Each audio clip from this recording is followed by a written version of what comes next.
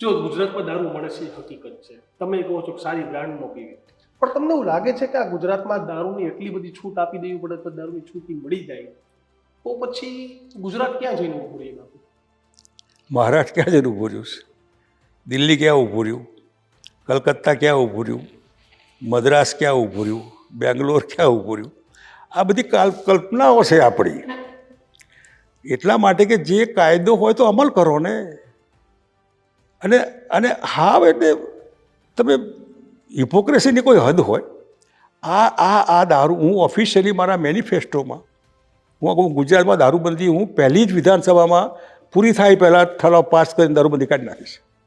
નથી જોયું આ ધંધા. બહેનો, દીકરીઓ, મહિલાઓ, અરે બધી મુંબઈમાં નથી, આ કલ્પનાઓ છે બધી. અત્યારે પીવે છે, બેરો ક્યાં હોય છે બધી? આ પીવે છે એ દારૂ ચઢાવવા પીવે છે. અત્યારે દારૂ એ કોફી ચાના જેવું પીણું છે, જેને પીવું હોય એના માટે. એચ.એમ. પટેલ પીતા, અમારો મકરંદ દેસાઈ પીતો.